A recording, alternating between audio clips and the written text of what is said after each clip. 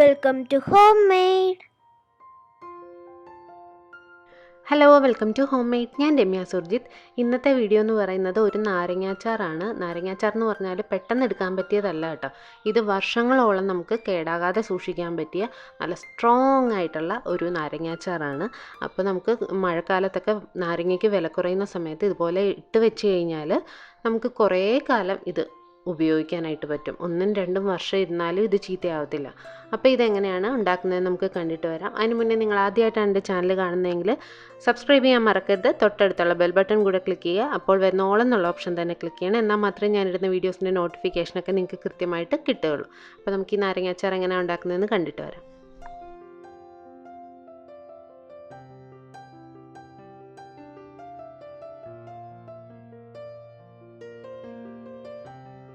നാരങ്ങയ്ക്ക് നന്നായിട്ട് വില കുറഞ്ഞ് നിൽക്കുന്ന സമയത്ത് കുറച്ച് കൂടുതൽ നാരങ്ങ വാങ്ങിച്ച് ഇട്ട് വയ്ക്കുന്നതാണ് നല്ലത്. ഞാനിപ്പോൾ 6 കിലോ നാരങ്ങയാണ് വാങ്ങിച്ചിരിക്കുന്നത്.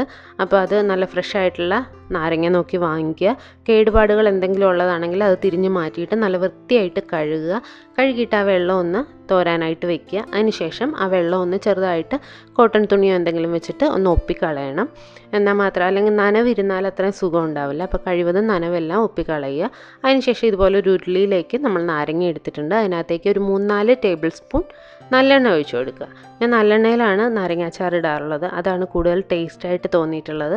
അപ്പോൾ നാരങ്ങാച്ചാർ ആദ്യം നമ്മളൊന്ന് വാട്ടിയെടുക്കാൻ പോവാണ് നല്ലെണ്ണയിൽ. അപ്പോൾ ആവശ്യത്തിനൊരു 3-4 ടേബിൾ സ്പൂൺ മതി. ഒത്തിരി അങ്ങ് എണ്ണ ഒഴിച്ച് കൊടുക്കേണ്ട കാര്യമില്ല. ഒരു മീഡിയം തീയിൽ വെച്ചിട്ട് ഈ നാരങ്ങയൊന്ന് നന്നായിട്ട് വാട്ടിയെടുക്കണം. അതിൻ്റെ തൊലിയൊക്കെ ഒന്ന് വാടി വരണം. അപ്പോൾ നന്നായിട്ട് അതിൻ്റെ ഉള്ളിലെ ആ ഒരു വെള്ളമൊക്കെ ഒന്ന് പുറത്തേക്ക് ഇറങ്ങി തുടങ്ങുന്ന സമയം വരെ ഇത് നന്നായിട്ട് വാട്ടിക്കൊടുക്കുക. ഒത്തിരി തീ അങ്ങ് കൂട്ടി വെക്കരുത്. ഇടയ്ക്കൊന്ന് ചെറുതായിട്ട് കൂട്ടിക്കൊടുക്കാം, പിന്നെ കുറച്ച് കൊടുക്കുക.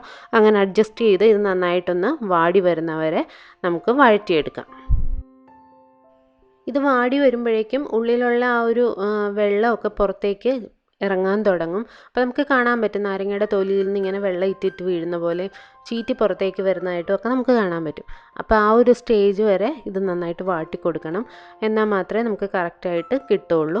അപ്പോൾ അങ്ങനെ പുറത്തേക്ക് വെള്ളമൊക്കെ ഇറ്റ് വരുന്ന ആ ഒരു സ്റ്റേജ് ആകുമ്പോഴേക്കും നമുക്കിത് ഓഫ് ചെയ്ത് വെക്കാം. എന്നിട്ട് നന്നായിട്ട് തണുത്തതിന് ശേഷം നമുക്ക് 4ആയിട്ട് മുറിക്കാം. ഞാനിവിടെ 4ആയിട്ടാണ് മുറിച്ചേക്കുന്നത്. നിങ്ങൾക്ക് ചെറിയ പീസാണ് ഇഷ്ടമെന്നുണ്ടെങ്കിൽ അതനുസരിച്ച് മുറിച്ച് കൊടുക്കുക. ഇപ്പോൾ 2 അറ്റത്തും ആ നാരങ്ങയുടെ ഞെട്ടിൻ്റെ അവിടെ മറ്റേ കോർണറും കൂടെ ചേർത്ത് കട്ട് ചെയ്യുകയാണെന്നുണ്ടെങ്കിൽ നല്ല കറക്റ്റായിട്ട് നമുക്ക് ഷേപ്പിൽ കട്ട് ചെയ്തെടുക്കാൻ പറ്റും. അപ്പോൾ ചൂടൊക്കെ ഒന്ന് മാറിക്കഴിയുമ്പോൾ ഇതുപോലെ നന്നായിട്ട് അരിഞ്ഞെടുക്കുക. ഇപ്പോൾ ഞാൻ എല്ലാം അരിഞ്ഞു വെച്ചിട്ടുണ്ട്. നമ്മൾ അരിയുന്ന സമയത്ത് ഇത് വാടിയ നാരങ്ങയല്ലേ, അപ്പോൾ ഉള്ളിൽ നിന്ന് അതിൻ്റെ വെള്ളമൊക്കെ ജ്യൂസൊക്കെ പുറത്തേക്ക് പോവും. അത് കുഴപ്പമില്ല. നമ്മൾ ആ വഴറ്റിയ ഉരുളിയിൽ തന്നെ ഇട്ടാണ് ഇത് അരിഞ്ഞ് വെച്ചിരിക്കുന്നത്. കാരണം ആ എണ്ണയൊക്കെ കളയേണ്ട കാര്യമൊന്നുമില്ല. അപ്പം നമ്മൾ ആ എണ്ണയിലേക്ക് തന്നെയാണ് ഇപ്പോൾ അരിഞ്ഞ് ആ ഒരു പാത്രത്തിൽ തന്നെയാണ് അരിഞ്ഞു വെച്ചിരിക്കുന്നത്. അപ്പോൾ ഉള്ളിൽ നിന്ന് ഇങ്ങനെ വെള്ളമൊക്കെ പുറത്തേക്ക് വന്നിട്ടുണ്ട്, കുഴപ്പമില്ല. അപ്പോൾ അത് നമുക്ക് ആവശ്യത്തിന് ഉപ്പിട്ട് വെക്കണം. ഉപ്പിടുമ്പോൾ ശ്രദ്ധിക്കേണ്ടത് നല്ല കഴിക്കുന്ന രീതിയിൽ തന്നെ ഉപ്പിടണം. ഞാനിപ്പോൾ 6 കിലോ നാരങ്ങ എടുത്തതിൽ 1 കിലോ 1.25 കിലോയോളം ഉപ്പ് ചേർത്ത് കൊടുത്തിട്ടുണ്ട്. അപ്പോൾ അത്ര എന്തായാലും വേണ്ടി വരും. കാരണം നമ്മൾ നാരങ്ങ അച്ചാറിട്ട് ഉടനെ ടേസ്റ്റ് ചെയ്യുമ്പോൾ നല്ല കയ്പ്പ് മുന്നിൽ നിൽക്കുന്ന രീതിയിൽ തന്നെ ആ ഉപ്പ് മുന്നിട്ട് കുത്തി നിൽക്കുന്ന രീതിയിൽ തന്നെ ഉപ്പിട്ട് കൊടുക്കുക. എന്നാൽ മാത്രമേ ഇതിൻ്റെ പുളിയൊക്കെ ഇറങ്ങി വരുന്ന സമയത്ത് കറക്റ്റായിട്ടിരിക്കുകയുള്ളൂ. അതുപോലെ തന്നെ കേടാവാതിരിക്കാനും ഉപ്പെന്ന് പറയുന്നത് ഏറ്റവും വലിയൊരു ഘടകമാണ്. അപ്പം അതൊരിക്കലും കുറയ്ക്കരുത്.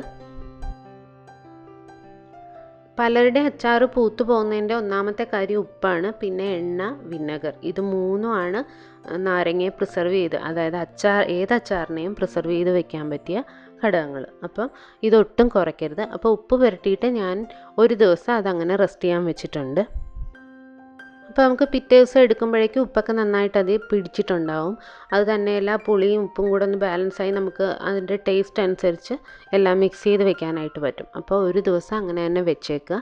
പിറ്റേ ദിവസം നമുക്ക് ബാക്കി കാര്യങ്ങൾ ചെയ്യാം. ഇപ്പം ഞാൻ അടുത്ത ദിവസമായി ഒരു ചീനച്ചട്ടിയിൽ ഒരു 1/4 കിലോയോളം നല്ലെണ്ണ ചേർത്ത് കൊടുത്തിട്ടുണ്ട്. അതിനകത്തേക്ക് 1/4 കിലോ ഇഞ്ചി കൊത്തി അരിഞ്ഞത് ചേർത്ത് കൊടുക്കാം. അതുപോലെ തന്നെ നമുക്ക് വെളുത്തുള്ളി വേണം. ഇതിൻ്റെയൊക്കെ ക്വാണ്ടിറ്റി ആവശ്യത്തിന് ചേർത്ത് കൊടുക്കുക. നിങ്ങളുടെ ഇഷ്ടം പോലെ ചേർക്കുക. കൂടുതൽ ടേസ്റ്റ് വരണമെങ്കിൽ കൂടുതൽ ചേർക്കുന്നതാണ് നല്ലത്. അപ്പം ഞാൻ ഈ 6 കിലോ നാരങ്ങയ്ക്ക് 1/4 കിലോ വീതം ഇഞ്ചിയും വെളുത്തുള്ളിയും എടുത്തിട്ടുണ്ട്. വെളുത്തുള്ളി ഞാൻ കട്ട് ചെയ്തിട്ടില്ല, അത് അങ്ങനെ തന്നെ ഇട്ട് വെച്ചിരിക്കുകയാണ്. എനിക്ക് അതാണ് ഇഷ്ടം. നിങ്ങൾക്ക് വേണമെന്നുണ്ടെങ്കിൽ കട്ട് ചെയ്ത് ചേർത്ത് കൊടുക്കാം. ഇത് ഈ ഇടയ്ക്ക് അങ്ങനെ തന്നെ ഫുള്ളായിട്ട് വെളുത്തുള്ളി കടിക്കാൻ കിട്ടുന്നത് കൂടുതൽ ടേസ്റ്റായിട്ട് എനിക്ക് തോന്നാറുണ്ട്. പിന്നെ അതിനകത്തേക്ക് ആവശ്യത്തിന് കാന്താരി മുളക് ഉണ്ടെങ്കിൽ ചേർത്ത് കൊടുക്കാം. എനിക്കിവിടെ ഫ്രഷ് ആയിട്ടുള്ളതില്ലായിരുന്നു, അതുകൊണ്ട് ഉപ്പിലിട്ട് വെച്ചിരുന്ന കുറച്ച് കാന്താരി മുളകാണ് ഞാൻ ചേർത്ത് കൊടുത്തിരിക്കുന്നത്. നിങ്ങളുടെ ഈ ഫ്രഷ് ആയിട്ടുള്ള ഉണ്ടെങ്കിൽ അത് തന്നെ ചേർത്ത് കൊടുക്കുക. അത് കൂടുതൽ ചേർത്താൽ നല്ല ടേസ്റ്റാണ്. അപ്പോൾ ഇതൊന്ന് വഴറ്റിയെടുക്കുക. ചെറുതായിട്ടൊന്ന് വാടി വരുന്ന സമയത്ത് നമുക്ക് ഇതിനകത്തേക്ക് ആവശ്യത്തിന് കറിവേപ്പില കൂടെ ചേർത്ത് കൊടുക്കാം. കറിവേപ്പില ഒന്നും കുറയ്ക്കേണ്ട കേട്ടോ, നിങ്ങളുടെ കയ്യിൽ എത്ര ഉണ്ടോ മാക്സിമം ഇട്ട് കൊടുക്കുക. അതൊക്കെ ഇരുന്ന് വരുമ്പോൾ നല്ല ടേസ്റ്റ് ആയിരിക്കും. കറിവേപ്പില ഈ ഒരു പകുതി വാടി വരുന്ന സമയത്ത് ചേർത്ത് കൊടുക്കുന്നതാണ് നല്ലത്. അപ്പം കറക്റ്റായിട്ട് അവസാനമാകുമ്പോൾ മൂത്ത് കിട്ടും. ഇപ്പോൾ എല്ലാം നന്നായിട്ട് വാടി വന്നിട്ടുണ്ട്. ഒത്തിരി അങ്ങ് മൊരിഞ്ഞു പോകരുത്. അപ്പോൾ ആ എണ്ണയിൽ കിടന്ന് ഒന്ന് വാടി എല്ലാം അതിൻ്റെ ടേസ്റ്റൊക്കെ ഒന്ന് ഇറങ്ങുന്ന പരുവത്തിനാകുമ്പോഴേക്കും നമുക്ക് അച്ചാറിനകത്തേക്ക് ഇത് ചേർത്ത് കൊടുക്കാം.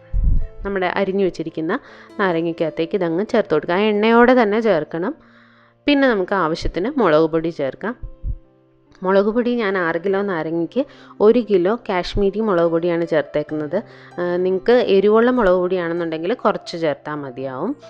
പിന്നെ ഇതിനകത്തേക്ക് ഒരു 1/2 ലിറ്റർ വിനെഗർ ചേർത്ത് കൊടുത്തിട്ടുണ്ട്.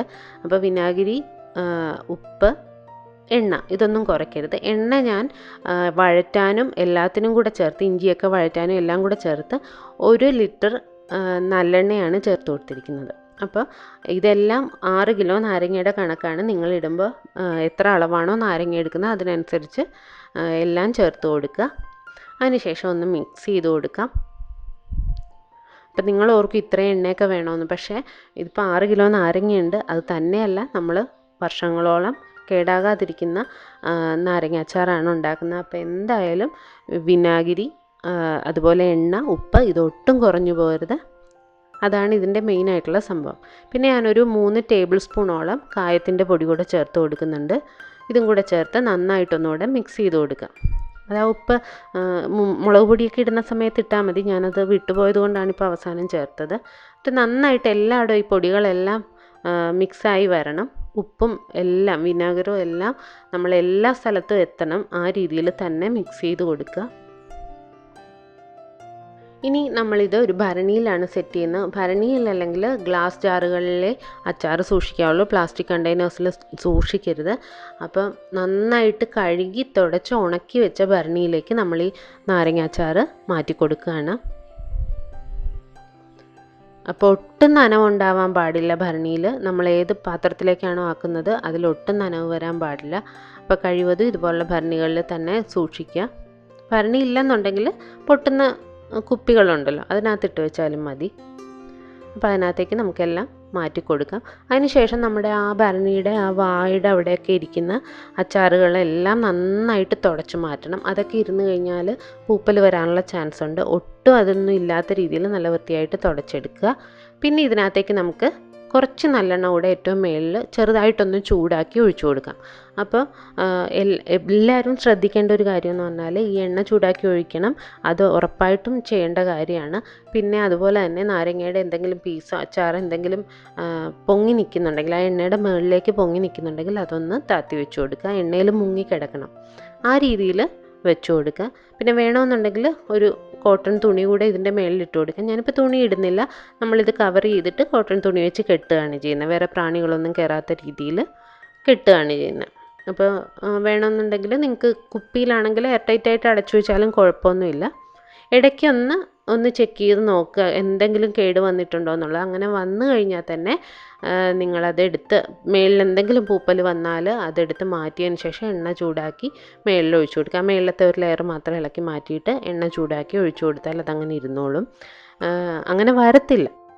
ഞാൻ വീണ്ടും പറയുന്നത് ഉപ്പും എണ്ണയും വിനാഗിരിയും കുറഞ്ഞു പോകരുത്. അങ്ങനെ വരുമ്പോഴാണ് നമ്മുടെ അച്ചാർ കേടാകുന്നത്. അതുപോലെ തന്നെ ഈർപ്പം തട്ടാതെ പ്രത്യേകം ശ്രദ്ധിക്കണം. അങ്ങനെയൊക്കെ പറഞ്ഞ അളവിലൊക്കെ എല്ലാം ചെയ്ത് കഴിഞ്ഞാൽ അച്ചാർ കേടാവത്തേ ഇല്ല. ഉറപ്പാണ്. അപ്പോൾ എല്ലാവരും ട്രൈ ചെയ്ത് നോക്കുക. ഇതിപ്പോൾ നമുക്ക് 1-2 മാസം ആകുമ്പോഴേക്കും അത് എടുക്കാൻ പാകത്തിനായി തുടങ്ങും. അതിൻ്റെ തൊലിയൊക്കെ നന്നായിട്ട് അലുത്ത് വരും. ആ സമയത്ത് നമുക്ക് എടുക്കാം. എങ്കിലും ഈ ഭരണിയിൽ നിന്ന് കണ്ടിന്യൂസ് ആയിട്ട് തുറന്നെടുക്കാതിരിക്കാൻ ശ്രദ്ധിക്കുക. ഒരു പ്രാവശ്യം എടുക്കുകയാണെങ്കിൽ 1-2 കുപ്പിയിലേക്ക് പകർത്തി മാറ്റി വയ്ക്കുക. ആ കുപ്പിയിലും ഇതുപോലെ അച്ചാറിൻ്റെ മുകളിൽ എണ്ണ ചൂടാക്കി ഒഴിച്ച് അടച്ചു വയ്ക്കുക. അങ്ങനെ ഓരോ ചെറിയ കുപ്പി തീരുന്നതനുസരിച്ച് നമുക്ക് എടുക്കാൻ പറ്റും. അങ്ങനെ 1-2 വർഷം വരെ നമുക്കിത് ഉപയോഗിക്കാം. അപ്പോൾ മാക്സിമം ഇങ്ങനെ ഈ ഒരു റെസിപ്പി ഫോളോ ചെയ്യുന്നവരാണെന്നുണ്ടെങ്കിൽ കുറച്ച് കൂടുതൽ എമൗണ്ട് നാരങ്ങ വാങ്ങിച്ച് ഇട്ട് വയ്ക്കുക. അതാണ് നമുക്ക് സൗകര്യം. പിന്നെ ഒരു വർഷത്തേക്ക് നാരങ്ങ അച്ചാർ നമുക്ക് ഇടണ്ട. അതങ്ങനെ തന്നെ നമുക്ക് ഉപയോഗിക്കാൻ പറ്റും. അപ്പോൾ എല്ലാവരും ട്രൈ ചെയ്ത് നോക്കണം. ഇതിപ്പോൾ ഞാൻ ഇനി 2 മാസം കഴിയാതെ തുറക്കത്തില്ല. ഇങ്ങനെ ഉണ്ടാക്കി വെച്ച ഒരു വർഷത്തിന് ശേഷമുള്ള ഒരു അച്ചാറാണിത്. ഇതിപ്പോൾ കണ്ട നല്ല അലുത്ത്, നല്ല തൊലിയൊക്കെ നന്നായിട്ട് അലുത്ത് നല്ല ടേസ്റ്റാണ്. ഇത് തുറക്കുമ്പോൾ തന്നെ എന്താ മണമെന്നറിയാമോ? അപ്പോൾ നമുക്ക് ഈ ഒരു അച്ചാർ മാത്രം കൂട്ടി എത്ര വേണമെങ്കിലും ചോറിനാം.